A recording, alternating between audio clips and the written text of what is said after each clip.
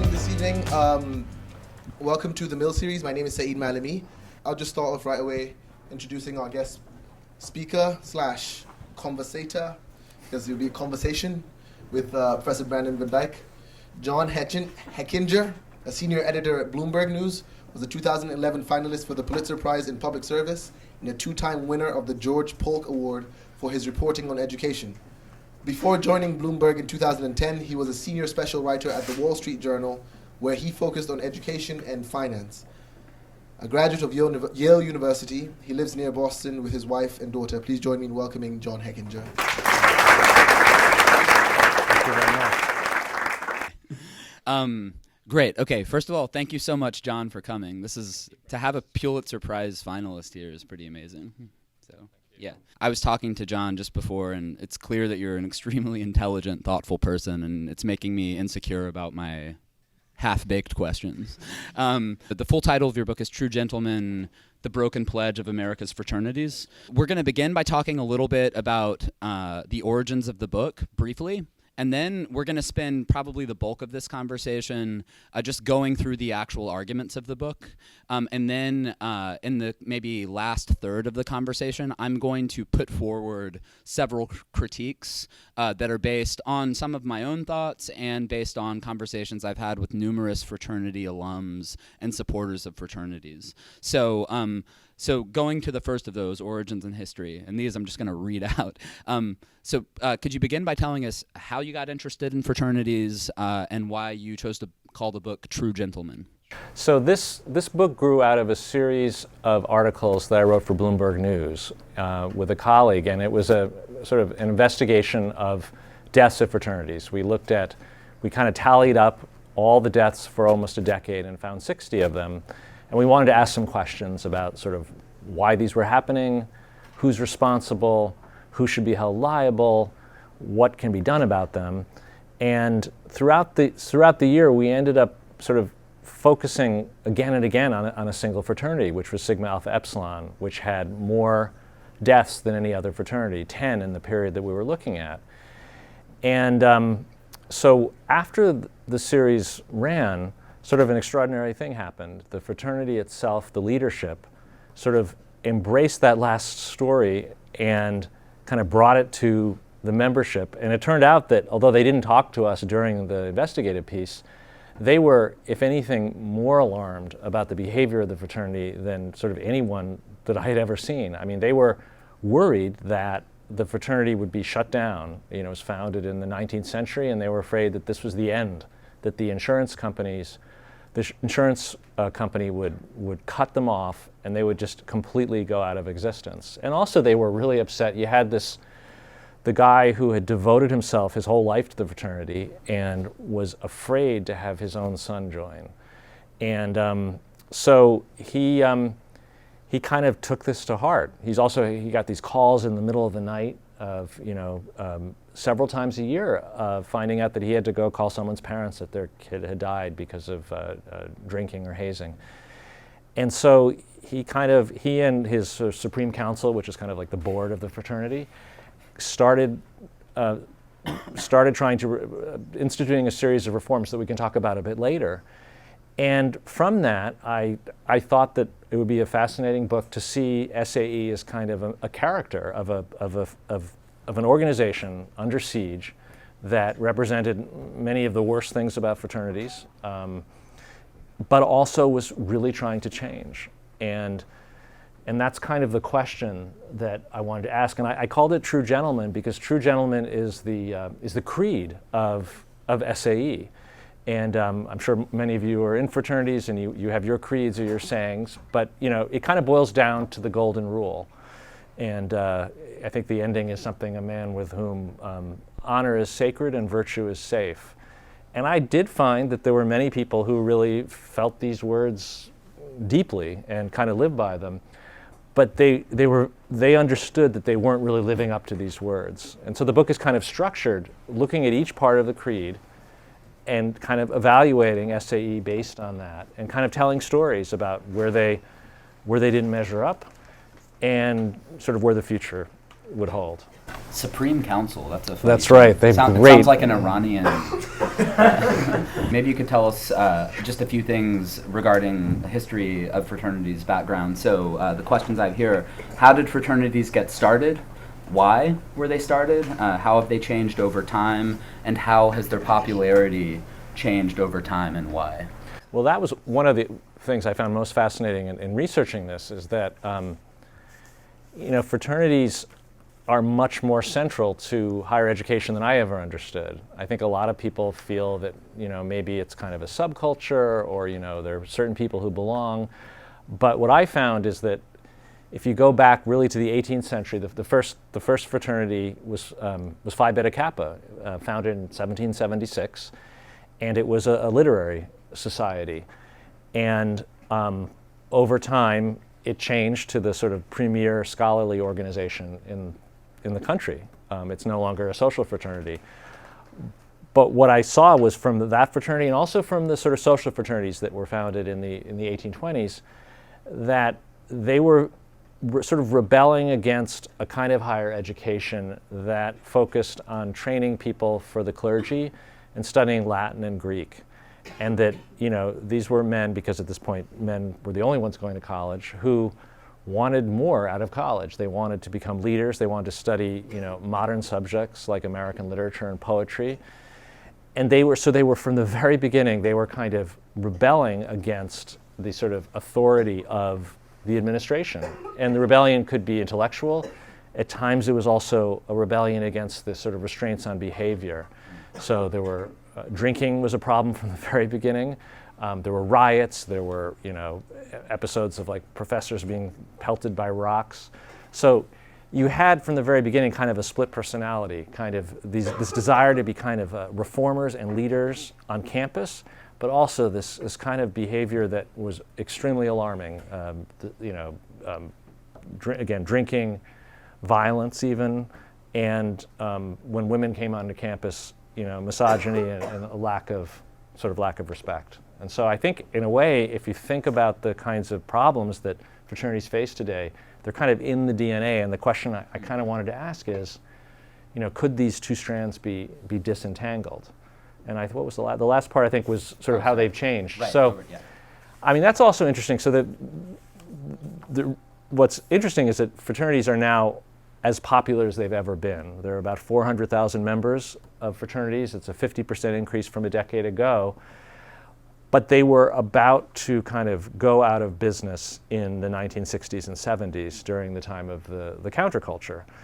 I mean, there was serious talk about whether there was any future for sort of organizations that were sort of inherently traditional, nostalgic, establishment, I guess was the other term that was used.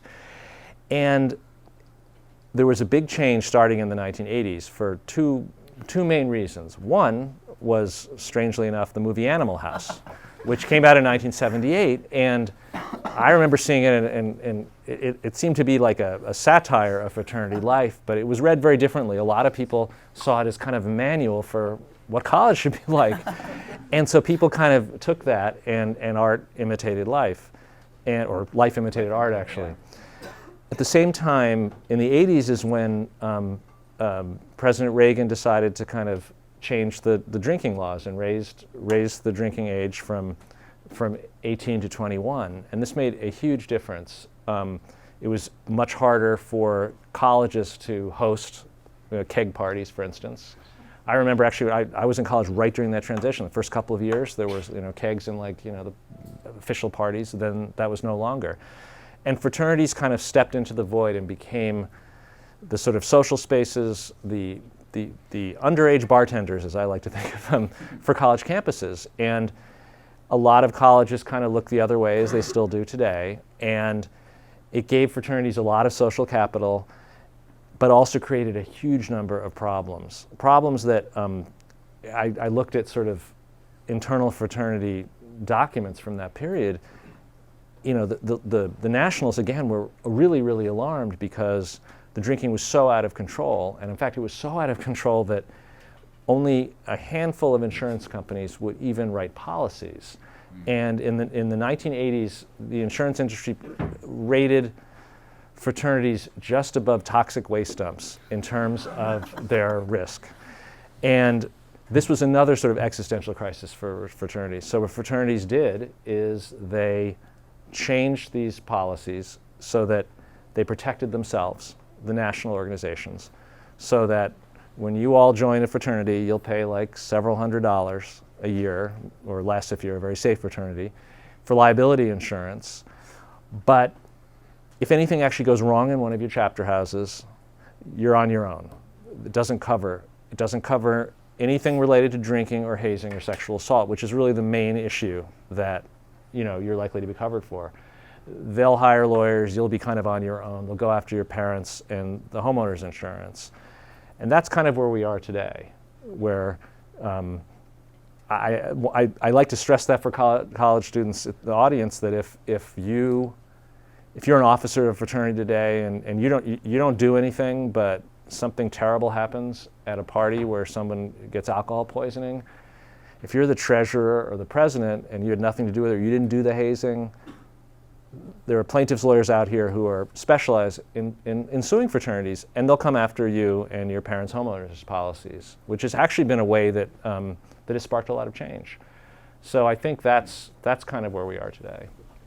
So now we're going to transition to the part where we just get into the meat of your argument, and I hope this is useful for everyone. I just want to, so what I'm going to do is, first I'm going to provide like a very brief, low resolution summary of your argument as I see it. Okay. And then you can, first of all, if I'm leaving anything major out or getting anything major wrong, obviously say so. And then if not, if it's a reasonable summary, you could just maybe elaborate. Sure.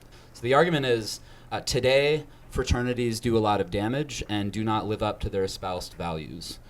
Your main critiques are that 1, fraternities contribute to excessive drinking at college, leading to death in extreme cases like Tim Piazza at Penn State. 2, fraternities contribute to the objectification, sexual harassment, and sexual assault of women.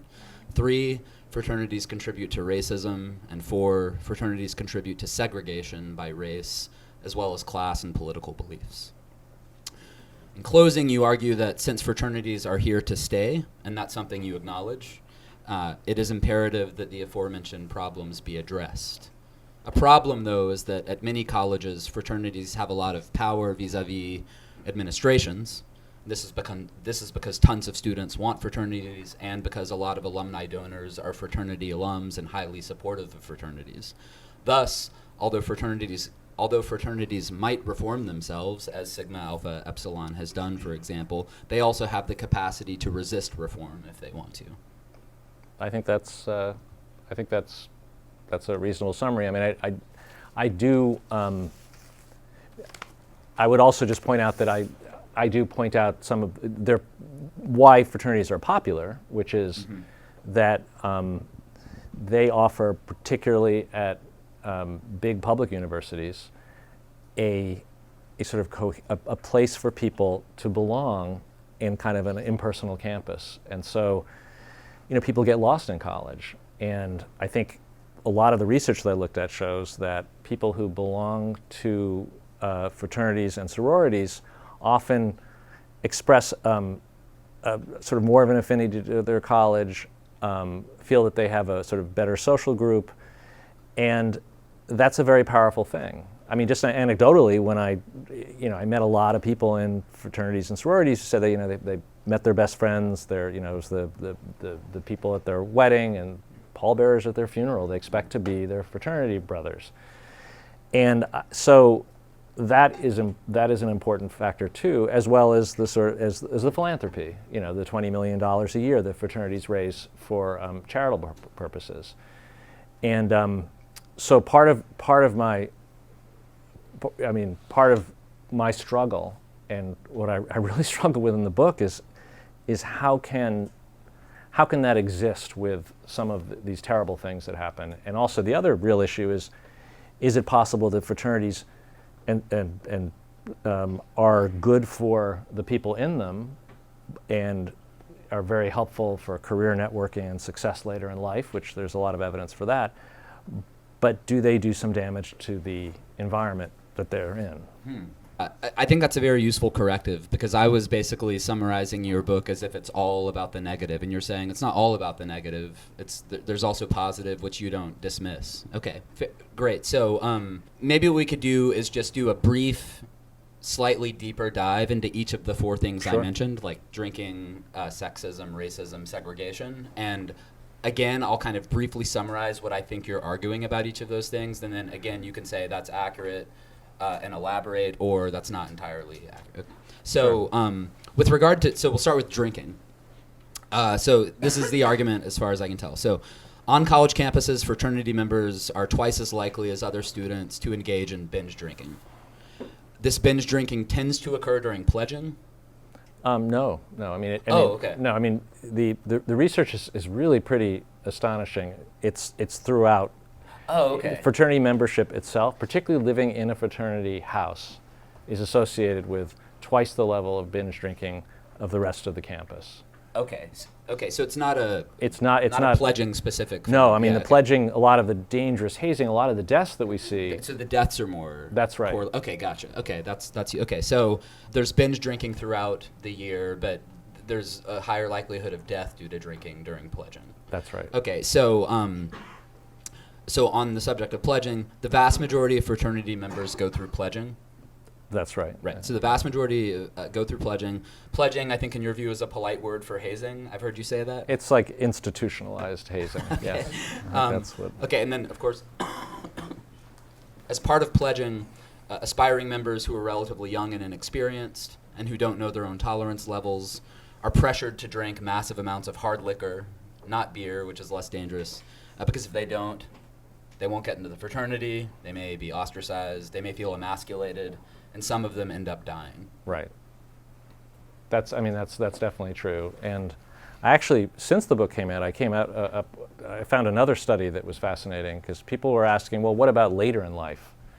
And a study came out from the NIH, which found that, see if I have this right, that almost half of men who live in fraternity houses develop alcohol abuse disorder by the time they're 35, which is compared to a third of all college students, which to me is also kind of telling. And it's the biggest association of any other group on campus. People who don't live in fraternity houses but are members also tend to drink more. And sorority membership is also associated, not quite as highly. Mm-hmm. But so, I mean, I'm going to anticipate some of your arguments. I mean, I think what I'm going to probably hear is, drinking's a big problem on campus, we're blamed for it, everybody does it, whatever.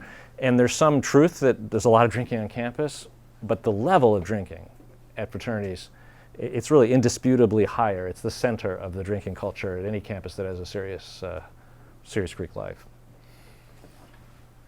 Okay, and we are going to come back to some critiques, but right now we're just going to keep going through the argument. So with regard to sexism, misogyny, so here I think the argument is, again, fraternities contribute to the objectification, sexual harassment, and sexual assault of women, largely by hosting parties characterized by intentionally high female-to-male ratios, sexually suggestive costume requirements for women, and sometimes the use of date rape drugs, very importantly including alcohol, which I think what you once described as like the most important date rape. Alcohol is by far the most common.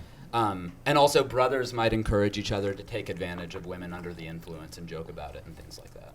That's right. And I mean, again, there's also the Department of Justice studied this and found that women who frequently go to fraternity parties run 1.5 times the risk of sexual assault, and sorority members run 3 times the risk of, in this case, of rape, and presumably because they go to a lot of fraternity parties, which are often quite dangerous. So it's more than just, the occasional situation. Every piece of evidence that I looked at Indiana University and found some, sort of non-public information. They have a huge Greek life there, and they had a disproportionate number of reports of sexual assault at fraternity houses. It's not that part is not a myth, as I think sometimes fraternities like to put it. With regard to segregation, I think you mainly would focus on segregation by race. Yeah, I think that's Okay, fair. right. And so you cite underrepresentation of racial minorities as a problem in fraternities. Typically, the percentage of racial minorities in the wealthiest, most powerful fraternities is lower than that in the university population. Fraternities, in effect, quote, promote segregation by race on campus. And then I think you've also suggested that fraternities promote, and this is a topic that's important for the Mill series, promote segregation by class and by political beliefs. That's right. And I mean, again, nationally, if you look at, I mean, the book is really focused on historically white fraternities, which are really sort of the biggest and most powerful fraternities, about 70 of them. And I think about 4% of members are, this is the best data I could find, are African American. And, you know, in big public universities that I visited, like the University of Alabama, a lot of these very, very wealthy fraternities that are sort of conduits to political and power in business have never had an African American member. And part of the reason is, you know, the history of the fraternity opposition to civil rights. And part of it is just sort of institutional barriers. Because I talked to a lot of the guys there who I have no doubt had some interest in, you know, they had friends who they wanted to join. But what happens is that in a lot of these places, there's a focus on legacies. And so at the University of Alabama, you know, you'll have like a fourth generation SAE belong, and it's very, very competitive to get in. And they recruit in high school. They recruit in their high school. They recruit in essentially a handful of wealthy public schools and private schools in Alabama that are largely white. So the pipeline, by the time someone gets to freshman year, steps on campus, almost all the spaces are taken. And then you add to that Rush is segregated, right? You have the historically white fraternities, you have the historically black fraternities, Latino fraternities. Everyone is separated.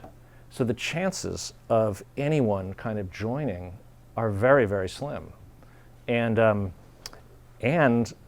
the disproportionate resources are unbelievable. You have these like mansion houses that are subsidized by the University of Alabama, which are essentially all white, and the African American fraternities don't have houses at all. So it's hard to argue that doesn't contribute. Now, you can also argue there are clearly campuses that I've been to where the fraternities are much, much more diverse. They often reflect the culture of the school. But overall, that's not the case. And, you know, most schools say that mixing people of diverse backgrounds and diverse viewpoints is part of the reason. You know, you're drawing people from all over the country to form a student body. And, you know, a lot of schools, like at the beginning, they want to have roommates from different parts of the country, different backgrounds, different interests. But if the minute you walk on campus, you're divided like that, the chances of your having that kind of exchange diminish. And the social science research sort of shows that it makes it less likely to have a friend from another race, another social class. And I think that's a serious issue. We're just going through the arguments. Finally, racism. I think there are two major arguments about racism. The first is that we still see some episodes of like old school racism inside fraternities. For example, the Oklahoma fraternity bus chant. But then you also argue that fraternities contribute to institutional racism in student politics, among other things, perhaps. So the argument about student politics is that leading fraternities often act as powerful political machines, determining the outcome of elections for student government.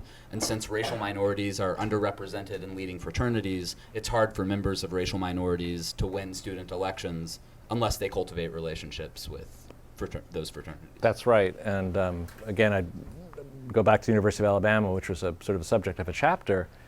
You literally had something that was known as the machine, which was a group of the old row fraternities that would get together and decide how sort of student life was run. They would run their slate of candidates, and for generations, only their candidates would win, and the student presidents would always be white. And when I was there, they had the first black student president, who's an amazing guy, who had friends in the fraternity system, was not a member, but he was the first in like, I think it was 40 or 50 years. And you know, he really had to, I mean, it was an extraordinary case. And I think afterwards, a machine person did win. Order was restored. Yeah, so, and that may be an extreme example, but I saw it like at the University of Texas, there's been, the student paper was looking at just the disproportionate number of people in fraternities who go on to student government. Now I should say that, you know, being in a fraternity is leadership experience, so it makes sense that if you join a fraternity and you're president of your fraternity, you'll learn how to be a leader, and you also cultivate a good base of political support in your fraternity and other ones. But I think that makes it even more important that the fraternities be open to everybody, so everyone has that kind of, you know, possibility. You have made clear that fraternities cannot be abolished. That's just a fact. Like, even if someone wanted to abolish fraternities, they're not going to be abolished. They're far too powerful. But suppose, very hypothetically, that I waved a magic wand and abolished fraternities, so that tomorrow we woke up to find that all fraternities in the U.S. had lost their legal existence, liquidated their assets, and left hundreds of thousands of male collegians with no fraternity and no possibility of a fraternity in the future. On balance, taking all of the positive and negative consequences that would flow from that into account, do you think the U.S. would be better or worse off? Well, I think the way I like to think about it is that if we were to start a higher education system from scratch, would any college president say, here's an idea, let's bring in a diverse group of people, and from sort of day one, let's divide them by male, female, socioeconomic, and race, and give vastly different resources to different groups? No one would ever propose that. I mean, it would be a non-starter. So, but I don't actually, as a journalist, I look at the world as it is, and it's not the only, I mean, you also wouldn't, you know, you wouldn't probably create our housing patterns the way they are. There are many parts of society that are not ideal. Right. So to me, the question is, the New York subway. There you go. That's true. So my question then is what do you do? And on the abolition question, it's not impossible. I mean, there have been schools that have successfully abolished fraternities, and actually, the ones that have successfully done it are ones like Lafayette. So, and in the book I talk a lot about Williams, which in the 1950s and 60s decided that it was not a serious enough place, that the party scene was out of control, that they weren't getting the students that they wanted, and the president of Williams went on this like multi-decade, or I think, push to try to offer an alternative to fraternities. And he actually belonged to a fraternity. I've noticed that a lot of the sort of presidents who are pushing really hard belong to fraternities. And everyone told him it would destroy Williams, that no one would donate, and you know, it turns out Williams is now the wealthiest liberal arts college in the country, and you know, it's doing fine. And a lot of its competitors, like Amherst and Middlebury and Bowdoin, did the same thing. But the real difference is that happened in the 1960s, when fraternities were very unpopular. There just wasn't the same kind of support. I think it would be extremely difficult to do today. I know that there have been cases where it has happened. And just in terms of the legality of it, a private university like Williams, they actually can do it. They actually have a ban on if you look on their website, if you belong to a Greek organization, you will be expelled. It's a pretty harsh sanction. It's much less clear whether a public university, which is a government organization, could sort of forbid you to associate with a group. So that's one issue. But there's still big, you know, free speech issues, and you know, schools like Harvard are trying to basically punish people who belong to fraternities and eating clubs. They're saying that if you belong to one, we won't recognize you, we won't nominate you for a Rhodes Scholarship, and you can't be captain of a team. And there's a lot of debate over that. a lot of debate from all sides of the political spectrum. I mean, it's a tough issue. We're going to open it up for Q&A soon, but first I'm going to put forward a few critiques. I think a lot of people do view this as, for being very simplistic about it, like an anti-fraternity book. Well, it's so interesting because I should say that people who have actually read the book who belong to fraternities are often don't see it that way. I mean, there's definitely a lot of hostility toward it, but I mean, after this book came out, I was wondering, what would people in it, what would the leadership of SAE think of it? And they were very receptive after the book as well, which a lot of people saw it as pretty tough. But I gave a talk like this, and the president of the most recent president of SAE attended, and he stood up and he said, I didn't like what I read in a lot of this thing, but it was true, and we have this problem. We need to address it. So I think it kind of depends where you come from. If I think the people who really are trying are not just thinking of their own fraternity experience, but thinking about sort of the movement as a whole, or the people who aren't just in a fraternity for 4 years in college, but are trying to make sure that it lasts for another generation, I think they actually might have a different view. Well, a lot of the people I talked to in preparation for this event, they're alums. They went to college 40 or 50 years ago, so they have that perspective. I have, I think, 4 critiques, and 3 of them are almost verbatim, or 2 of them are almost verbatim from those individuals.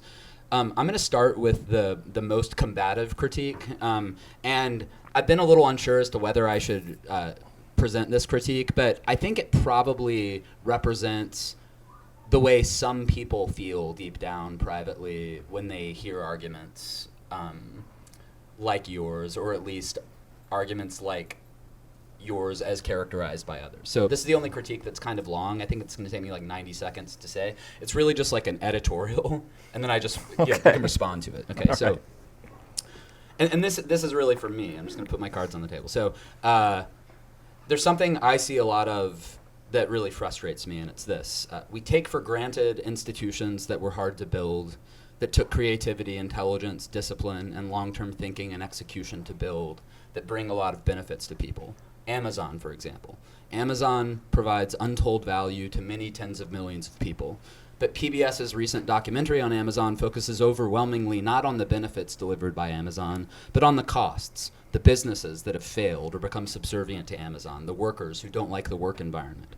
Frankly, the documentary features a lot of people who likely have little track record of building anything, who focus their energy on the costs of Amazon's growth, seemingly ignoring or at least de-emphasizing the benefits of its growth, and trying to regulate Amazon in all kinds of ways, without stopping to marvel and express gratitude and make clear that overall we should be deeply grateful to Jeff Bezos and his company. Fraternities, to me, are another obviously very different example of institutions that create a lot of value and that have been built and sustained by private individuals and groups with passion and vision and initiative. Fraternities did not fall out of the sky. They were created and sustained by leaders to foster camaraderie, socialization, lifelong friendship, career networking, and importantly, character development. Fraternities do all those things, and they help to sustain colleges financially, as fraternity members are much more generous to their alma maters than are their fellow alums. At the risk of seeming a bit combative, I see your argument somewhat similarly to the way I saw the PBS documentary about Amazon. It's not that you completely ignore or flatly deny the benefits of fraternities, but you don't focus on them. Instead, you focus on the things that go wrong at fraternities. And arguably, in some of your arguments about racism and sexism at fraternities, you overstate these wrongs in a typical and fairly trendy way. At the same time, you don't show or even try to show, as far as I can tell, that the world on balance would be better off without fraternities. So in short, my worry is that this attitude, this orientation of taking our institutions for granted, even though they weren't easy to build, and focusing on the things that are wrong with them, it's doing harm to the U.S., not helping it. Critics think that they're holding powerful institutions to account, but they're actually demonstrating a mentality that undervalues entrepreneurship and institution building, and as strange as it may sound, exaggerates and overstates the importance of the harm done by entrepreneurs and institution builders. Well, it's hard to sort of defend sort of how my book's characterized rather than what it actually says. So Yeah. that's the first thing I should say. Fair enough. And Yeah. also, it's a little.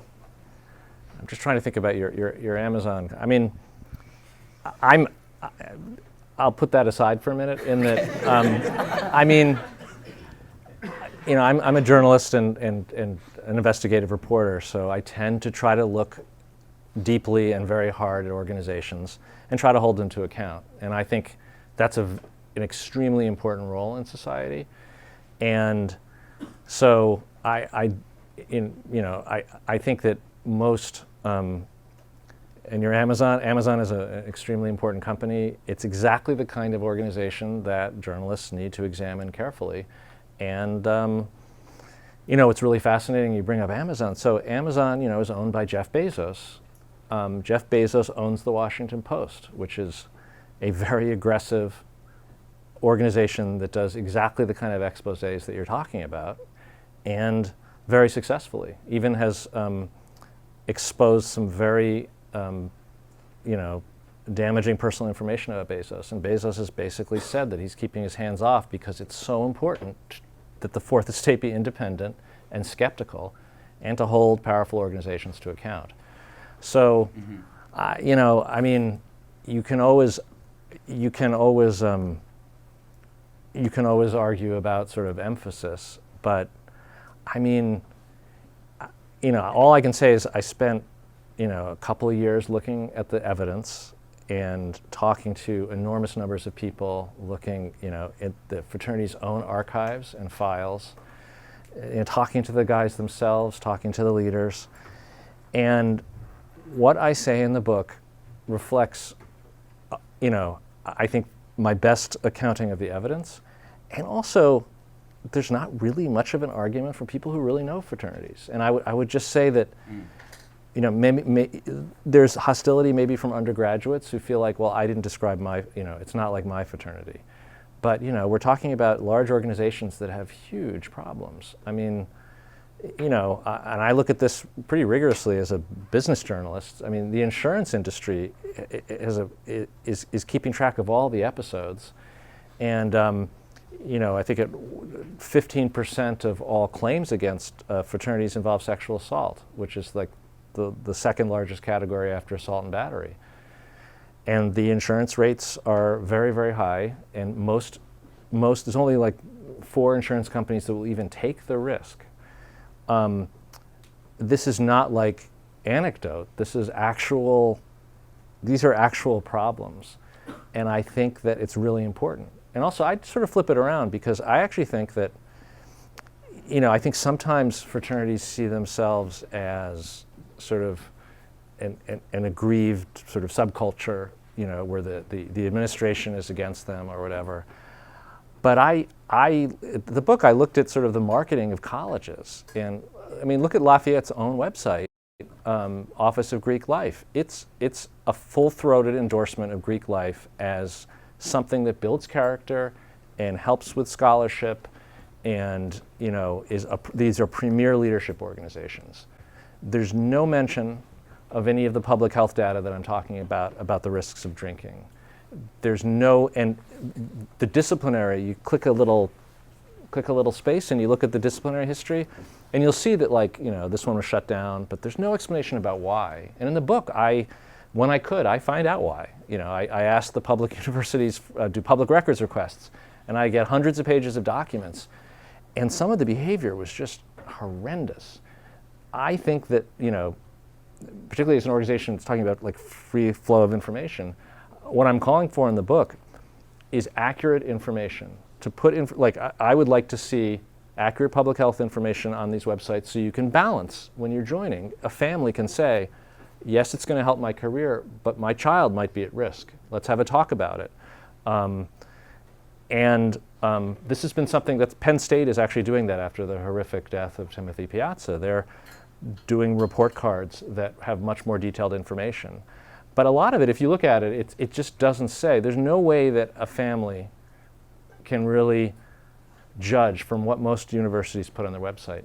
What universities do, and this is, I think, if you're in Greek life, this is something also that you should be concerned about, is that on the websites, Greek life is used as a huge selling point, a marketing tool. People really want, and I do not begrudge the popularity. So they promote all the things that you say in this charitable groups, but then when something bad happens, which almost inevitably does year after year. I mean, every year someone dies at a fraternity. This last couple of years, five people have died. It's not even like a record. Then the universities say, well, it wasn't us, and we kick them off campus, and then they go on promoting it. And so, there is some degree which universities are looking the other way and they're kind of shunting the risk onto fraternities to provide all this liquor, and then they're kind of not taking responsibility.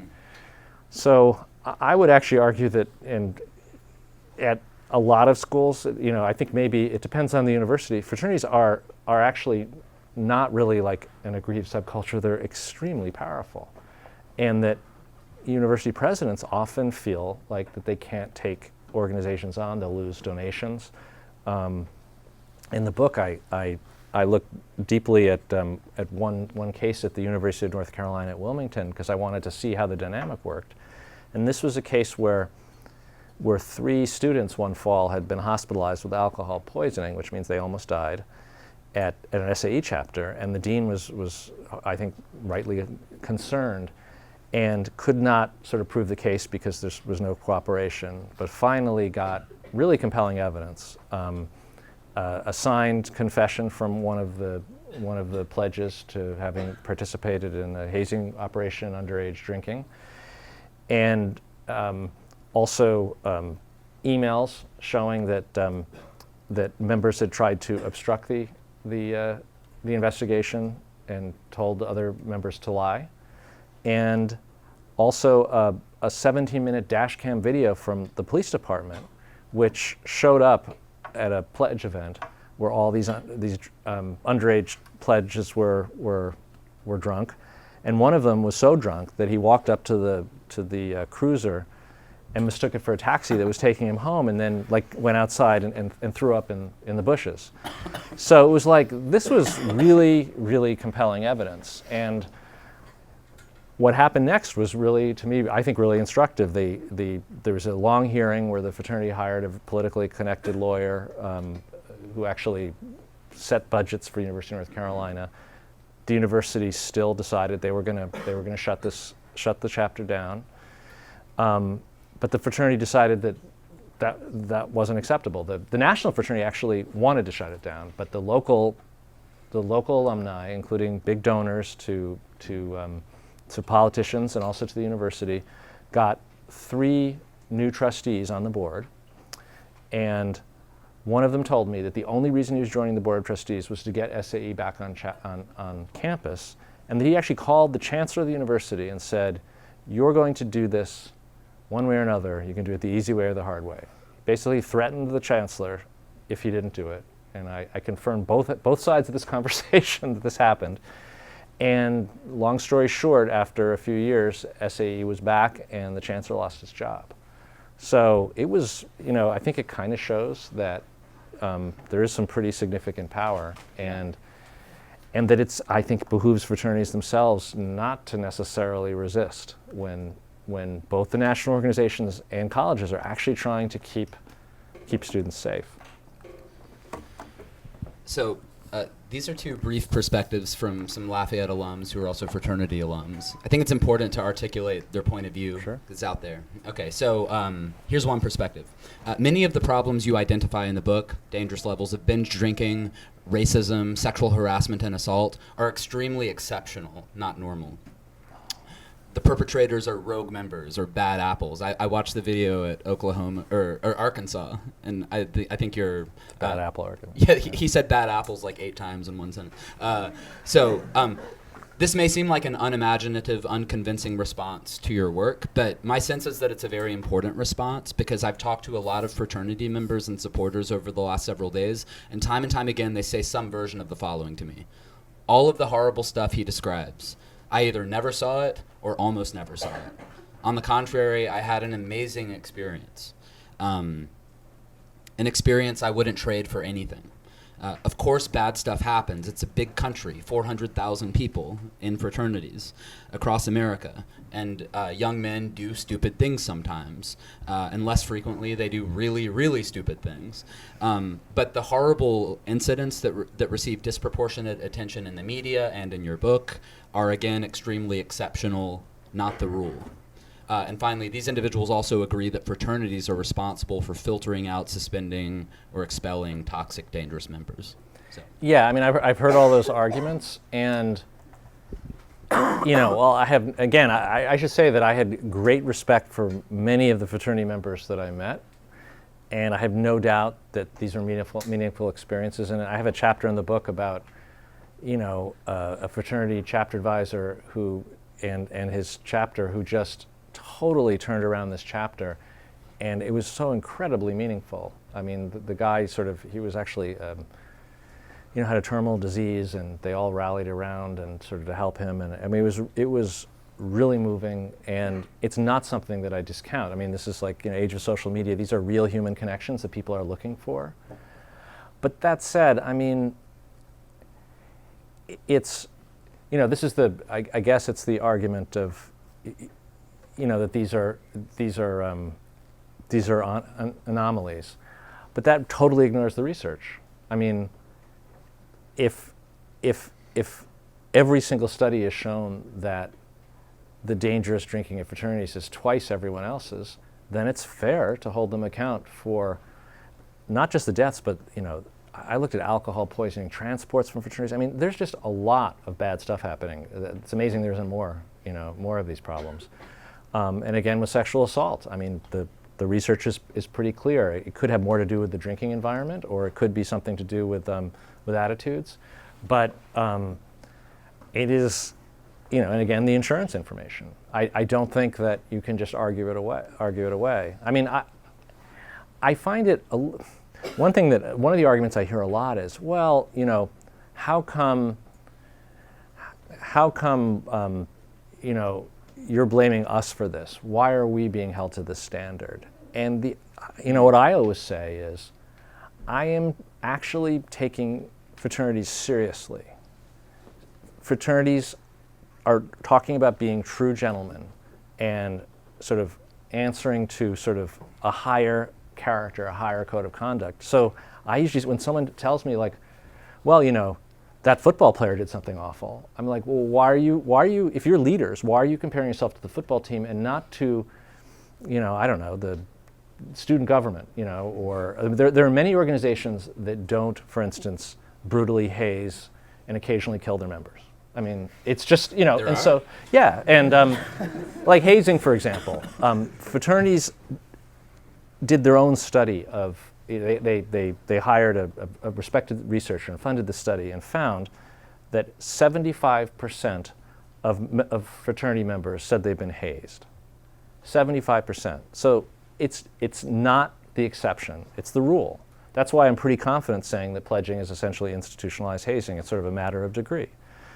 And we're not talking about, people say, oh, hazing, you're talking about all wearing the same outfits. The most common form of hazing is asking someone to drink so much that they lose consciousness. And that is the hazing that killed Timothy Piazza. So, well, and one Lafayette alum I talked to said that he thinks there should be no drinking involved with pledging. Right.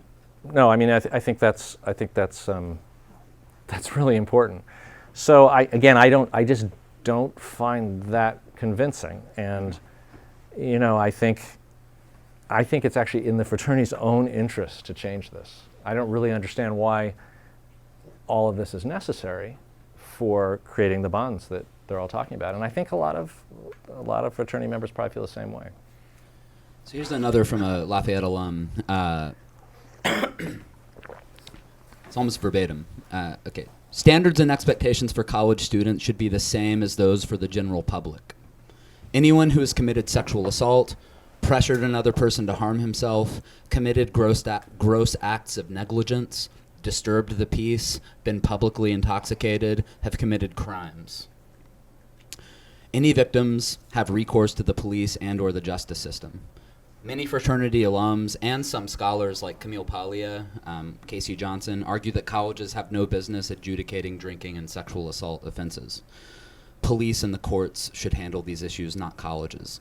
College staff may not always have much relevant experience and training. They may presume guilt, violate due process. They may hold groups responsible for the actions of individual members. And this last point, holding fraternities responsible for the actions of individual members, is something that multiple alums complained about. Right. So what's your perspective? I mean, I think that's a really interesting question. I think it's a very complicated argument on there. I mean, I think this is somewhat beyond the scope of my book, but the police do not have a really excellent track record of investigating sexual assault either. And colleges are actually required under Title IX to do something about it, so it's not really a choice. So that is, again, just kind of the way it is. And clearly, due process is important, and there have been cases where, due process wasn't followed. I have cases in the book, though, where it was pretty clear that there were fraternity members who were actively obstructing police inquiries, and that's disturbing. So on the group issue, here's the way I see it. Again, I'll go back to this.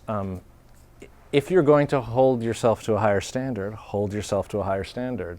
If you can't say that you're, again, true gentleman, and then say, oh, well, this person, brutally beat this person, or now suddenly he's no longer part of the organization, and we shouldn't be judged by that.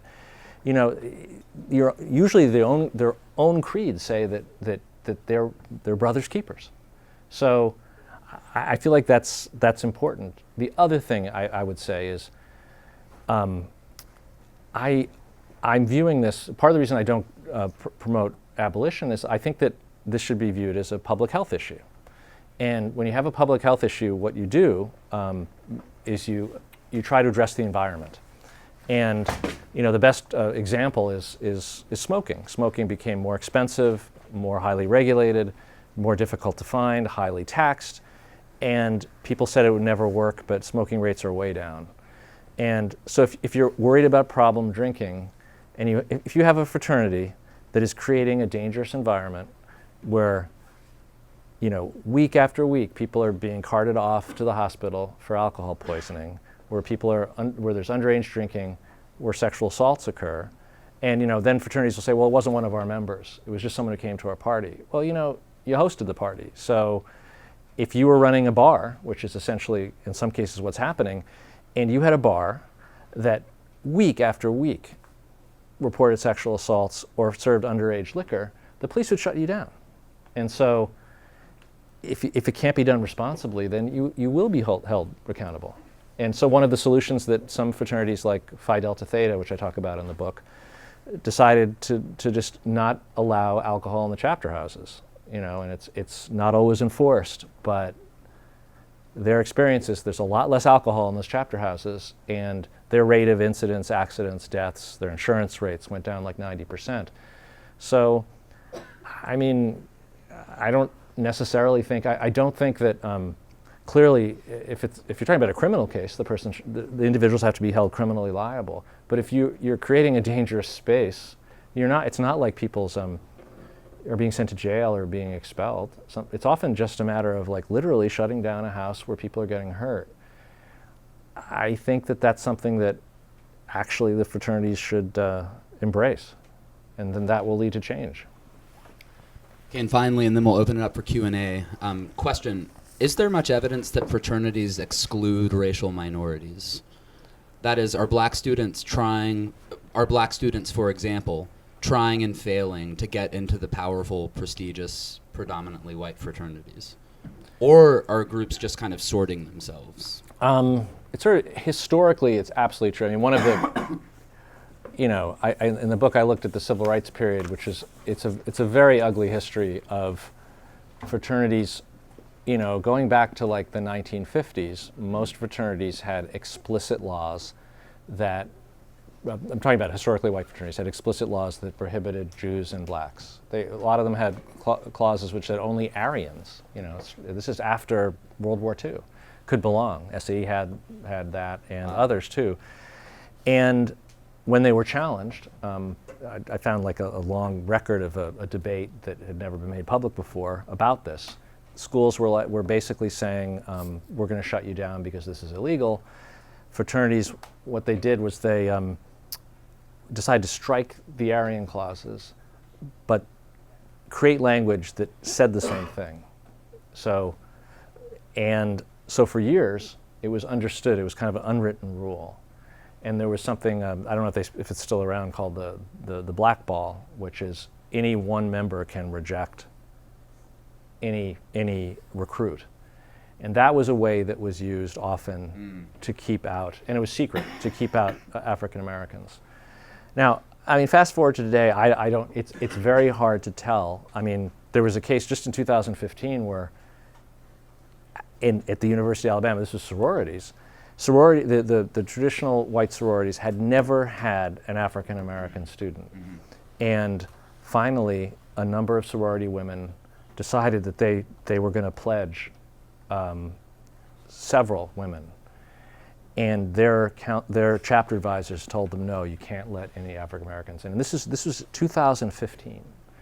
And this became public, and it became such an outcry that the president, the former presidents had basically, this had been an issue for years, had basically said, look, we just want to let people associate with them. She finally said, we can't have this. It was a national story. And so finally, these organizations were integrated through, I think, some really brave behavior by the sororities themselves. But years later, when I got records of the fraternities, there were many of them that still hadn't had any. So I don't know for sure. A lot of them, I talked to some men at the predominantly white fraternity, SAE and Kappa Alpha, and they were telling me they were trying. Right. They were trying to recruit. There's not much demand. Well, no, they would. Well, there are a couple issues. One is it's a small-ish pipeline. The other is because fraternities have this history. Yeah. There's a whole network of African American fraternities, and those were formed because African Americans weren't welcomed in white fraternities, and during the civil rights movement, these organizations were on the sort of right side of history, and so people are proud to join them, and so it's actually particularly hard. But that, again, and that is often an argument. Well, people voluntarily do this, but that's a history. That's from the history of segregation. Very good. So how's it going? I really appreciate your critique. I think it was very interesting. You spoke a lot about, larger public institutions that have Greek life. And I know you mentioned Williams, but what about like the schools such as, Lafayette, maybe Lehigh, Bucknell, Union, these schools that have Greek life that honestly like empower the students that have GPAs higher than, men's Greek life here. I know at Lafayette, I can't speak across similar colleges, have a higher GPA than other students, prepare, have great leaders across campus. I'm just curious, do you still have the same grievances with these type of colleges that run Greek life organizations? And yeah. I mean, there are definitely examples in the book of smaller colleges that have had, very serious issues. So it's not just big public universities. Yeah. Of course, Dartmouth, for instance, is, it's a smaller college, and it has, I think it's like 50% of students are in Greek life, and they, that was Animal House was based on Dartmouth, and the president of Dartmouth was a member of that chapter, and is actually doing a lot of the things that I'm talking about in the book. A lot of the restrictions on drinking, ending, trying to do what Williams did, kind of give an alternative, because even he feels that it's gotten kind of out of control. So I mean, I have no doubt that many people have a great experience. So I think that the GPA thing to me is so interesting, because one of the major things I think that is just better information. So if you go back a generation, one of the problems with fraternities was anti-intellectualism and just bad grades. And fraternities actually now focus on grades. And also, I think really importantly, is you report them publicly. So you can compare one fraternity to another. And I mean, what if you also on the website compared the safety record, the number of alcohol-related hospitalizations, the numbers of reports of sexual assault? If you competed on that, then I think you would make some real progress. And that's really what I'm talking about. I mean, I think that the GPA thing is real. I mean, I will say though that, I mean, one of the issues I think you probably need to address is that if, and I'm not saying this about Lafayette, at a lot of schools, you have wealthier students belong to fraternities, and wealth and grades is sadly very correlated. So it's like you would kind of expect that people who have the means to pay fraternity dues and whatever would probably outperform people who didn't have the same kind of preparation. So you'd kind of have to adjust for that. But all that being said, I think that, you know, that's an important aspect, and I would just say just continue it, you know, with other things. Yeah, thank you again for coming. This has thanks been for very having me. interesting. So my question is sort of around your research and your own personal experiences. From what my understanding is, you focus mostly on SAE. Is that correct? That's right, although there are others. So how would you say, how and why can you, along with your research, categorize all Greek life and all organizations based off of sort of your own research of mostly just one distinct organization in the Greek life system? Well, the way the book is structured is that sort of each chapter is about an episode at SAE, but the middle of each chapter is really about all fraternities. So there's examples from just about Kappa Alpha and, you know, Sigma Chi, you know, everyone is in there. All have had these issues one way or another. And it's often, I mean, just journalistically, it's often more interesting to focus on a specific, it's like you'd rather read a biography of one person, and you know, this is like a biography of an organization. I actually don't, and I also, it's also one of the largest fraternities, and I didn't see it, although it had more deaths, I saw it as more like other fraternities than unlike, because I went to a lot of conferences, and I talked to you know, people who travel different fraternities, and all have gone through periods like SAE has gone through. The Phi Delta Theta, for instance, had a period when it was the deadliest, and they made this change where they, you know, they cracked down alcohol, and it got better. I think they're actually relatively representative. I mean, every kind of incident or episode that I reported at SAE, you could probably find it in the other. It almost seems like you're sort of speculating in a sense that I'm sure you could find other organizations with the same issues. My question is, you know, how, and I don't disagree with a lot of the points that you make, but my question is, how is it sort of encompassing all of Greek life, especially, and it goes back sort of to Connor's question of, you know, how do you border the difference between a large school, a small school, a big Greek organization, a smaller Greek organization, and sort of tie it all together into 4 distinct problems with all of Greek life? Well, I mean, even SAE is not just one organization. It's a national with chapters at large schools and small schools. And so if you talk about like race, for instance, I visited chapters in California that were incredibly diverse.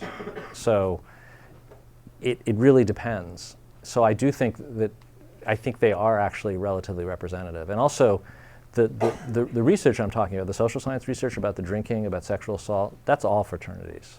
Or the research about the tremendous association of drinking problems in later life with living in a chapter, that's not SAE, that's all fraternities. The insurance industry information is all fraternities. At the time that I was looking at it, SAE had the highest insurance rates because they had the worst record. So it showed that there was something to this. It wasn't just anecdotal, because they have access to everything, every claim. After a few years, they were not anywhere near the worst, and others are. So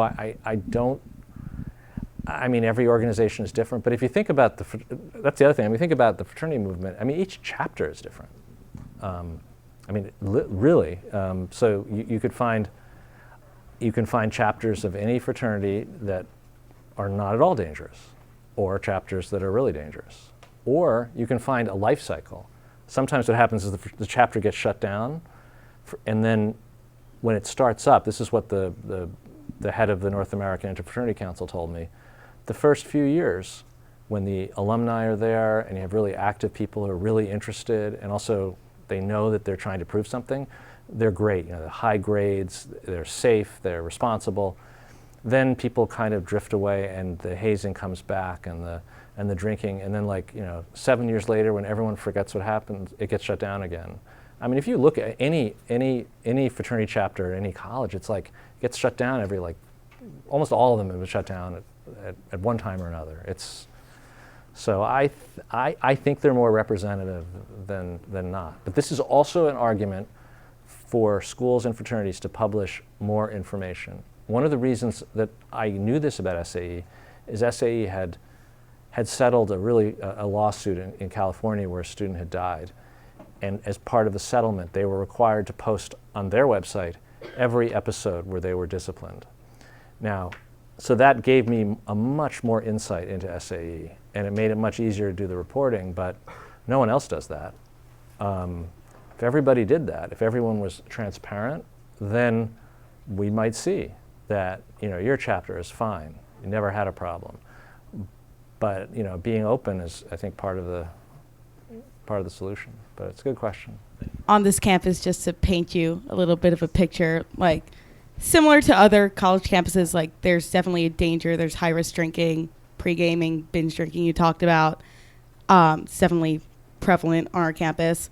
But also I feel like it could be argued that a lot of the dangers behind our drinking culture is centered around how secretive the culture here at Lafayette is. I would argue that a lot of the Greek life doesn't have good relations with administration, and a lot of these, secretive drinking that I'm talking about is because of the policies in place with administration and public safety. Do you feel like, in your opinion, that if we had more of an open drinking policy on campus that was more regulated and, more open, and administration was actually a part in creating these policies, that there wouldn't be as high of an issue with the high risk drinking? I mean, that's a really good question that's debated a lot. I mean, first you have to sort of just accept that there's a law. I mean, the school cannot, they may look the other way, but they can't, there's a law against underage drinking. And so the school can't really have a policy that says we're okay with that. So there's been a lot of debate about whether raising the drinking age was such a good idea.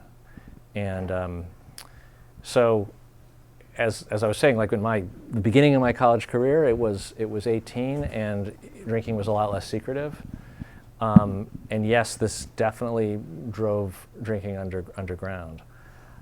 So there have been some college presidents, I think Middlebury and some other places, that have been pushing for raising the drinking age, which would simplify college's life a lot. The president's life, they could just allow it. But that's never going to happen because there is a huge, raising the drinking age. Lowering the drinking age is a huge public health success. I mean, it's saved tens of thousands of lives, and it continues to do it. And you're just not going to get. Raising the. I get confused. Raising the drinking age has made an enormous difference, and drinking rates overall among young people have gone down actually dramatically since the raising of the. Since the raising of the drinking age.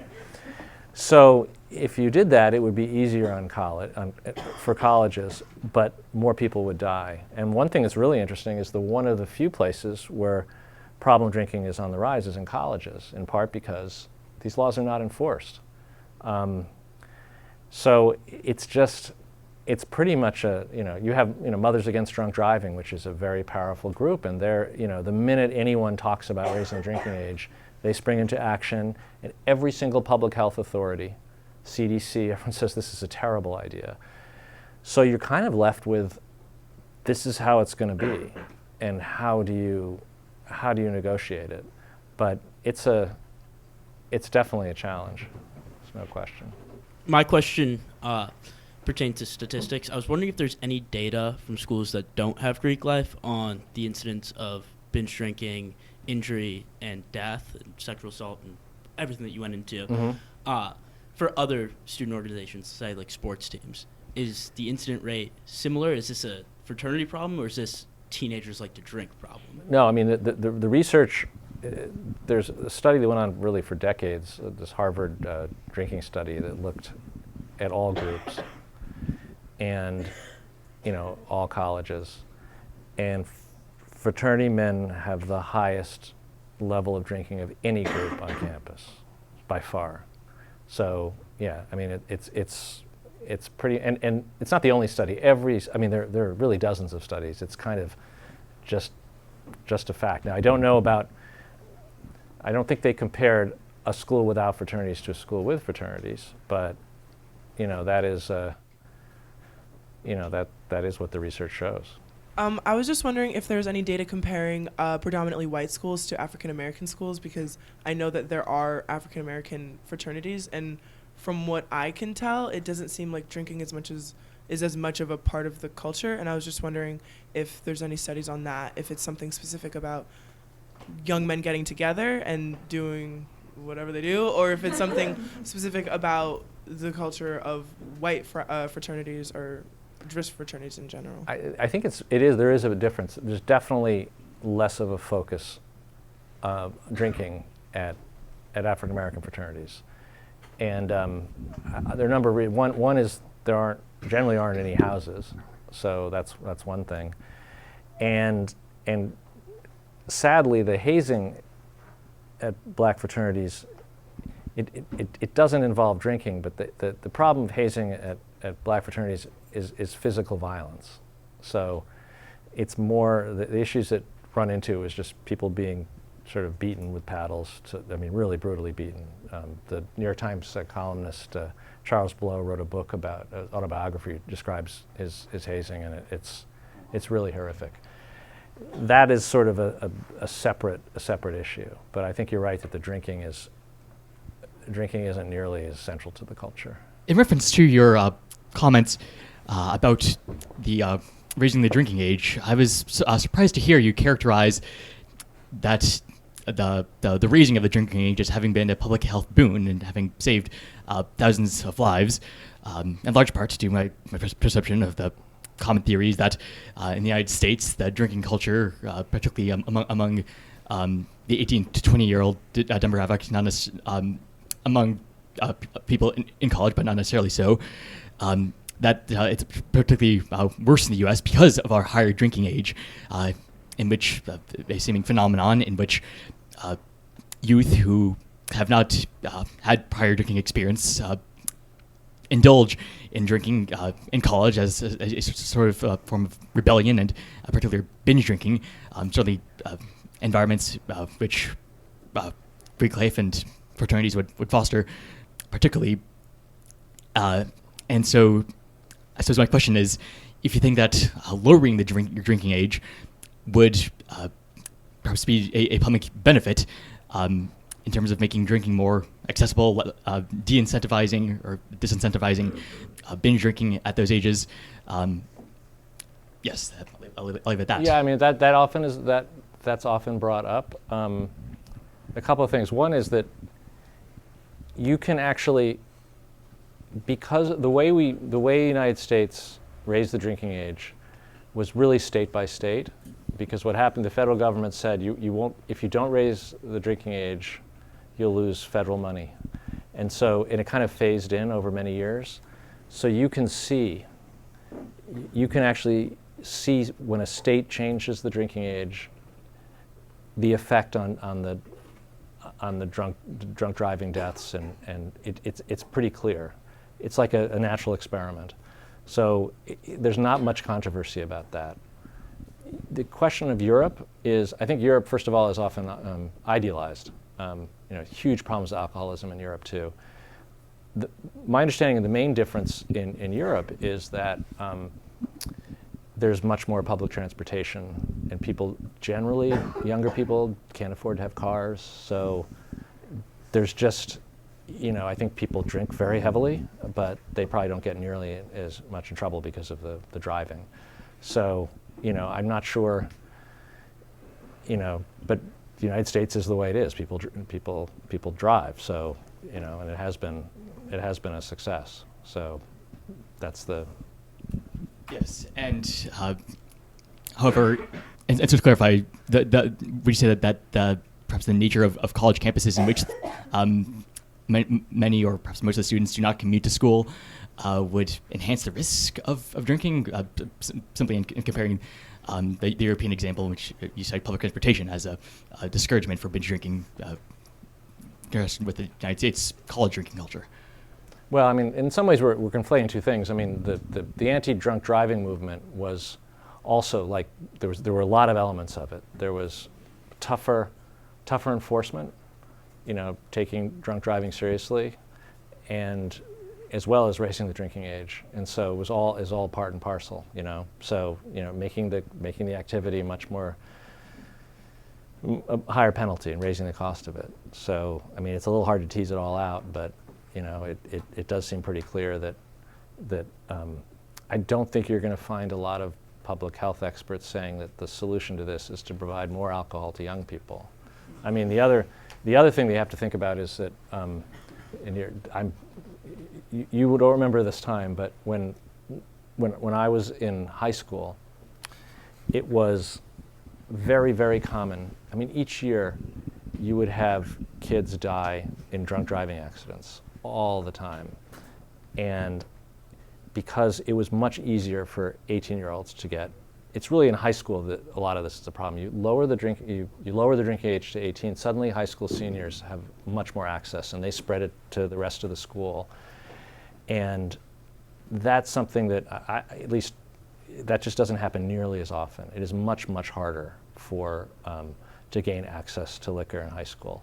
And I'm sure like everyone will say, yeah, I got liquor in high school or whatever, but when you're talking about public health, you're talking about reducing risk. Clearly some people will drink. Clearly if fraternities had dry chapter houses and no longer had parties, some people would find alcohol. But if there were less, if fraternities didn't have as many parties, the most dangerous fraternities are the ones that have uncontrolled alcohol, 3 or 4 nights a week, and invite everybody in, including high school students. One of the sexual assault the chapter about sexual assault talks about, a Halloween party where, basically a high school girl came with her older sister and was sexually assaulted. It was just horrible, and part of the issue really was, creating an environment where that happens. It's not safe to be providing alcohol in an uncontrolled environment, and the less you can do it, the safer people will be. It's not a fun message though. But so you mentioned like Alabama. I read the chapter with like Stewart, or that was at Salisbury. But so in terms of location, so you mentioned Alabama a lot in terms of like the systemic racism, and then you mentioned California has like a large form of diversity.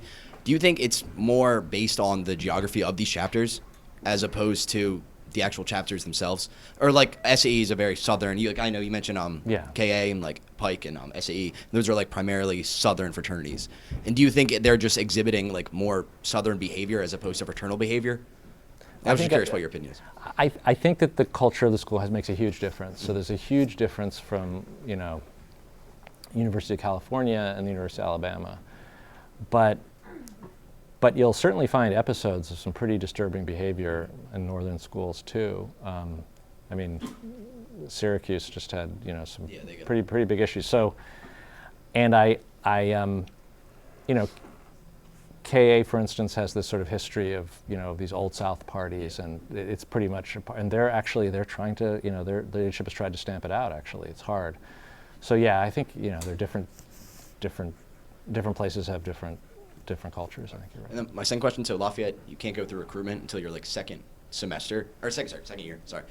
Do you think that is like incredibly bad. Like, do you think that's like what effect do you think that have? Because again, like Stewart had to go to Salisbury and then like just dove right into it. But like, do you recommend implementing that? Yeah, I everywhere? mean, I think that's definitely one of the reforms that I recommend, because when I looked at these 60 deaths at all fraternities, so many of them happened to freshmen, and it seems pretty clear that if and I think starting is they start It's your sophomore second year. Yeah, so sophomore. So it just seems like you've adapted, you have a circle of friends, and also you're not joining out of sort of desperation. What I saw at in the Salisbury case is, you know, if you're a freshman and you just don't have a circle of friends, and everyone is telling you that Greek life is it, and then people try to haze you, you feel like you don't have a choice. I have a feeling that once you're a sophomore and you kind of got you might just say no to some of these things, and I think that's I think that's an important reform. So one of our former alumni, who actually happened to be the student body president, one of his big like attempts was to kind of combat like classism. So what he actually wanted to do was have the college establish a fund for people that couldn't afford to pay dues, because obviously it's like several $1,000s for fraternities. It's really expensive. What do you think about that? And do you think colleges are sometimes unrealistic in terms of like expectations, but also not being willing to put like funding behind it? I mean, I think scholarships are a really interesting point, because if you do want to have a more diverse group, you sort of have to do that. And I think some schools, I don't know if Lafayette does that, but some schools do allow you to sort of funnel the money that you would get through financial aid, instead of to, you know, the residential hall, to the fraternity. So they don't do that here. You can't use that. I'm talking in terms They of do? like, in like strictly like social dues, like so social people dues, that don't live in the house but are Okay. part of the fraternity. And then my second question is, isn't it better to have, like you talked about restarting, kind of like rebuilding college from scratch? Isn't it better to have things on campus than to be off campus, where at least the school has like some semblance of control?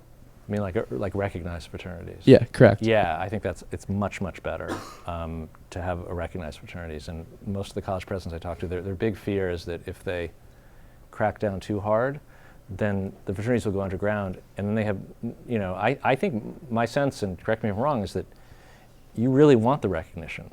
You want to be part of this campus, and it's a pretty big stick to say that we're going to de-recognize you, and that I think is helpful. Once you're underground, there's just nothing. There's a case in the University of Colorado where actually one of the rules that the University of Colorado wanted to do was to defer recruitment, just like you do here. And not just the fraternities, but the national organization, they threatened a lawsuit, they did all this stuff, and the entire Greek life, to avoid this, just decided to de-recognize. And so now you have all these fraternities that everyone thinks are associated with the school, but are just completely, you know, no control. But then, like, going back to the point about like building a college from scratch, then wouldn't it be advantageous to include fraternities? To include. Yeah. I mean, because then even if it's like unaffiliated organizations, like you're still gonna have groups of people doing stuff, right? Well, I guess, I mean, if you're talking about, like a fund that a college would do to say, I don't know what social dues are, several $100s or whatever. So well, no, we're talking about how, like, you got asked earlier, like, if you could get rid of all of them, what would you do? And the example you used was talking about like building a university from scratch. Yeah. And you said you wouldn't include them. But so this is kind of like following along that same train of thought. Like, what would you do then? Well, I mean, I think that if you build I mean, my sense is that college is a place where people come to learn from each other as much as from professors, and sort of the more interaction among students, the better. So, you know, I think all things being equal, particularly freshman year, I think, and you do that, I think it's really great when the school sort of randomly assign people and try to do, because, you know, I met people I never would have met that way, and it's just, I think it's an amazing thing. And to the extent that, you know, clearly people then form groups or whatever, I do think, though, that if you wouldn't have people do that before they, you know, like the minute they step on campus. really is, that's what I was talking about. But you mentioned this idea of funding. I mean, I think if you were to pay for, if the school were to provide funding or scholarships, they probably have to do it for it'd have to be for every organization. So I also thought there were some national organizations that were raising money, for that, so that, if you make a, you make a bid to somebody and they can't afford it, then they can apply for financial aid, and that would definitely make a difference. Yeah, that's definitely true. It's more just because it's like a common critique, and then of the school, of like schools in general. So helping in that regard. I know some fraternities do that, but not all of them are like funded equally on the national level. So yeah, thanks. Thank you. Yeah, thank you again for coming. At like a recent sort of like discussion group we had like last semester, I can't remember if we were talking about it was either Greek life or like loneliness on campus, but a student put forth sort of the perspective, which I hadn't heard before, that at Lafayette specifically, Lafayette dropped I think like 20 spots in like, it was like the Forbes top 100 maybe, and I think it was Andrew, I think he said his thesis was that like isolation on campus, and Greek life, which is I think 43% here, was playing a role in sort of Lafayette being rated lower. I have no idea if that's true or accurate whatsoever, but I'm curious sort of on like the national level, what role do you view fraternities and Greek life as playing with regard to like campus climate or average student happiness sort of like statistically? Well, I think it's clear that Greek life is an appealing draw for people to go to schools. Colleges are very sophisticated marketers, and colleges would not be advertising Greek life so much on websites if it wasn't drawing students. So I think that's the first step to think about. And again, the research does show that people do value their experience while they're at the fraternity and feel a closer connection to their school and sort of more of a feeling of community. So that's I think probably when you come down to it, that's one of the reasons why they're so popular. You add that to, the career network, which is extremely real, and then to some degree I think the parties obviously. so I think that's all part of why it changes the climate. And just as a brief follow-up, do you view that sense of like allegiance and really reporting like fulfillment, etc., as being unique to Greek life, or is that something you think that, just from your perspective with your research, can be found in various organizations? I'm trying to think of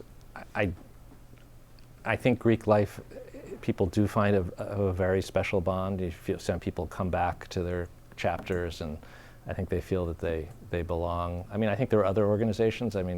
People probably feel that way about their sports team. I worked for my college newspaper. That was a pretty strong bond, and that was, I think there are people who do theater probably. I think there are many ways to find that bond, but this obviously is special to people, and that's why in some ways I feel it's kind of sad that it has to be associated with some of this other behavior. So I was curious as to if there was any research that had been done comparing the level of the incidents that you mentioned in your book between fraternities at smaller colleges versus larger colleges. Because when I think of places that are just absolutely massive, like UCF, USF, Penn State, where you have 70,000 students or so at UCF, for instance, you really can't you can't hope to control 70,000 students when there are, I believe, 43 fraternities on campus there. So do you think that, to an extent, these problems are more of a result of the environment, especially, that these fraternities are being placed in, or the fact that they are fraternities themselves?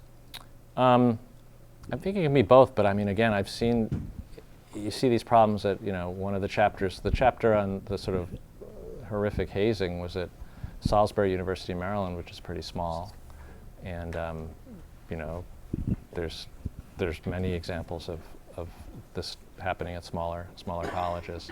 I do think that it also sort of depends on how powerful Greek life is, whether there are other options. I think what I could go back to Dartmouth. What Dartmouth has been finding is that similar to I think Williams a long time ago, is that they just want to provide options for people, and that there are actually a fair number of students that they would like who feel that Greek life is so dominant that it's kind of hard not to be Greek. It's like 50%. When you get to like 50%, it's a pretty big decision not to join. I mean, even here, was it 30% or 23%? 23? Okay. So, that's a vibrant, large. I think that once you get even to that stage, there's a point where, that's a very big group. It's probably one of the biggest groups of any kind on campus. So, has a powerful, makes a powerful difference. And I think what the president of Dartmouth felt is that it had such a big impact that it was affecting recruitment of people who just didn't want to do it. And also, the parties were so out of control that like there were professors who would not like assign homework on Thursday night because they knew that no one would do it. And, it was kind of like, okay, and so that's right, never do that? Yeah, Thursday night. So that clearly has some kind of impact, so that's. I'd like to hear your opinion on the relationship between alcohol and sexual assault, in terms of like where fraternities fall into that, because you've said a few times that misogyny itself seems to be a pretty big issue for fraternities specifically, and in the general conversation on like sexual assault on college campuses overall, alcohol is often cited as like the main issue, as opposed to the culture and the like toxic ideology of the way women should be treated. What do you think the role of fraternities is in that? Well, I think alcohol is central to the problem of sexual assault in general, and in fraternities in particular, because there's so much alcohol. And it's sometimes hard to separate that from sort of attitudes, but it's the Justice Department survey that I mentioned earlier talks about really is looking at incapacitated sexual assault, which is essentially, it's almost always someone who's drunk, and the higher risk for women who frequently go to fraternity parties. And so in that case, it's not 100% clear whether it's the fact that they're fraternities or the fact that there's just so much alcohol and it's done in an irresponsible way. But in my mind, so you start with trying to reduce the alcohol, right, and see if that's gonna help. There are also a fair number of surveys of fraternity members were asking attitudes about consent, and a lot of them seem to reveal some disturbing results where people who belong to fraternities will usually the questions are asked so that the behavior is not described as sexual assault, but have you ever done X, Y, and Z, or and typically members of fraternities are more likely to describe behavior that amounts to sexual assault. And these surveys are not quite as big as the alcohol surveys, so I'm not quite as confident, but there are a lot of them, and they all seem to show the same thing. And it does sort of, and then you combine it with some of the really disturbing stuff that comes out from time to time, emails. I think one of the really, really interesting examples in Pennsylvania is what happened in Swarthmore. I don't know if you all have followed that. Some activists and the paper found this sort of secret diary, or it was like minutes of the two fraternities there, and published it in the paper. And it was just like this awful screed of just misogyny and racism, and it created this firestorm to the point where the fraternities themselves voted to disband and no longer be associated with it, which I thought was really interesting. It was like, we cannot be associated with this. To me, it showed the power again of information. But these, I know people will say, well, this is an anecdote or whatever, but you'll find you'll find these like offensive signs, offensive parties. There was one in North Carolina where pledge books where they joking about rape. It's like enough comes out, and you combine that with some of these surveys, that you do wonder whether there has to be sort of a look at the culture. Hi, John, thanks very much for being here tonight. I'm Jerry Blakesley. I'm a 1970 graduate of Lafayette College. I also happen to be the chapter advisor to the Chi Phi Fraternity for the last 10 years. And full disclosure, I'm a member of the Grand Council of the Chi Phi Fraternity. Oh, great, great. And everything you talk about in here, it's an important book, by the way, because everything you talk about in here is true. Oh, well. Okay, and if we don't have this conversation, as I've said to my Grand Council members, we won't have fraternities in this country in the next 5 years. Because number one, they won't be able to get insurance. Because we're at one insurance company right now, a conglomerate that insures most of the fraternities in the country, and our rates go up every year and our coverage goes down because of these incidents. So it's so my wife often asks me, why do you do this? Why are you an advisor to these young men? And I do it because I had the great experience that most guys in my age had in fraternities. Some of my best friends today are still Chi Phis. So I thought it would be a good idea to help figure out how to make it work. So we went through the cycle you talked about. We were off campus for 5 years, came back, had a problem again, came back on. The next time we came back, it took us 13 years because the college was trying to decide whether they wanted to have fraternities at Lafayette. So it was a long struggle to get back, and we knew that if we did come back, we'd have to do it differently. And so we decided that what we had to do was completely eliminate hazing. We had to manage and teach people how to drink responsibly. And we had to teach people about sexual assault and consent. Because those are the three major things that are causing the risk associated with any of these organizations. So that's what we did. And so we may be a successful small experiment, but we've done it. But what it takes is, it does take adult leadership, local alumni who want to stay involved. And I just happen to live 7 blocks from the campus for the last so many years, so it was pretty easy. When we didn't use our fraternity house, we weren't allowed to use it. They used my basement. My wife cooked for everybody, and so it's been a very pleasurable experience to work with these young men and to help them mold them into more mature and more responsible adults. But it takes that kind of leadership, and it takes that kind of leadership from the undergraduates. So, as you know, the culture of an organization is determined by what its leaders accept and what they don't accept. And so the leader of the organization has to not accept hazing. And as a matter of fact, one of the things we learned this year down at National in our training session was that if there's hazing anywhere on your campus, it's a problem for everybody, even if you're not doing it.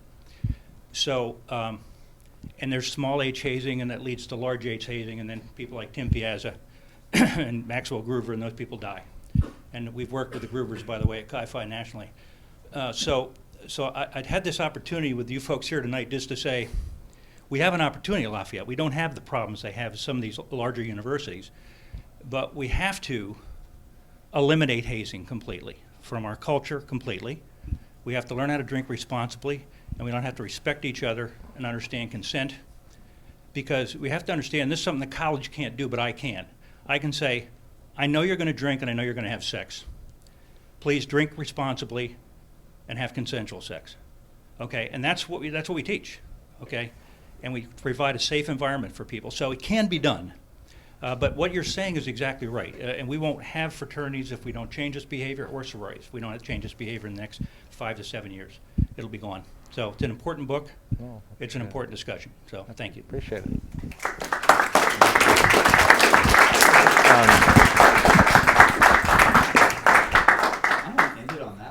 Yeah, I feel like it's such a high climax. Well, I think what you say is really important in that, one of the issues is definitely adult involvement. And I think one of the issues is that I think last time I heard it's something like 1% of fraternity members, because it's supposed to be membership for life, right?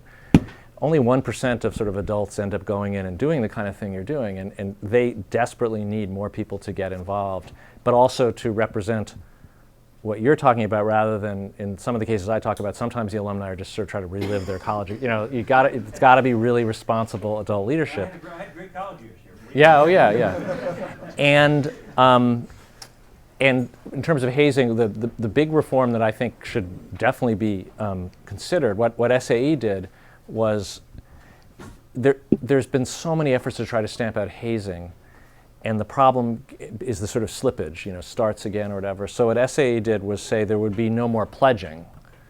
And the reason they did that is that they found that any kind of pledge program, even though it's supposed to be like an education program, it sort of starts with education, and then you meet at night, and then you're like dressing, and then suddenly like you're asking to clean up the house, and it kind of this slippery slope. And I sort of described that in the second chapter about how it happens.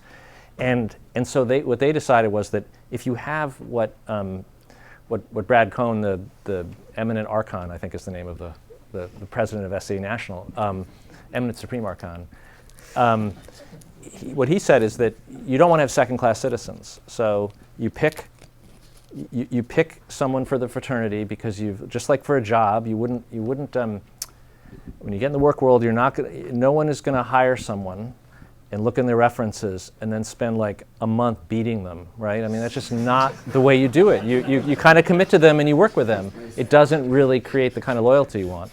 So you offer them a spot and you make them full members within, I think they have 96 hours. And that means that there's less leverage. Much less leverage. And also, you can't hide it. If they find out, for instance, that there's any kind of pledge program, any kind of initiation, anything at all, then they shut down the fraternity.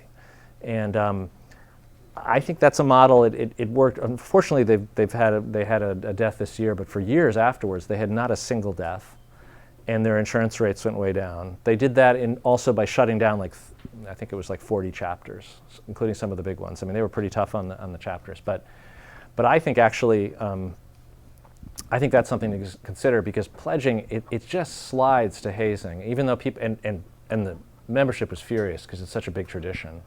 But, you could probably teach the rituals, another way, you don't have to put people through a gauntlet, to learn that. Just one last question. Okay. I don't know if it's the last question, but Okay. I know you probably did some tangential research on sororities and all that. So just to know, would you sort of like parallel the problems, and would you say there's different set of problems that sort of address sororities as a whole? Well, I think sororities are really different, and what I found really interesting is that sororities are just managed differently. They're sort of usually fewer sorority chapters, larger chapters, and much more control from the national. And I don't know if it's this way at Lafayette, but mostly there's no drinking, or at least no parties with alcohol ever at sorority houses. And there usually are live-in chapter advisors. And the result is that sorority houses don't have a problem getting insurance. You see very, very few hazing deaths. So they're much safer. Plus, the sorority houses are much nicer. I mean, much, much nicer, no question. So that's, I think, kind of a model that fraternities could ban parties at their alcohol parties at their chapter house. They could have an adult living there. That would make a big difference. So it's almost a model. The problem is that, and I'm sure on all the sorority, the problem is that sorority members then go to the fraternity houses, and the men control the alcohol, and they put themselves at risk. And so that is, I think, it sort of changes the power dynamic. So I think really sororities sort of point the way forward. I know there have been some debate among sororities, well, maybe we should throw parties alcohol because we'd be safer. And that's an appealing prospect, and it might be true, but you'd probably end up finding that you'd have some of the same problems, and your insurance rates would go through the roof, and you'd be facing existential crisis. So, yeah. Please join me in thanking John Hechinger for coming.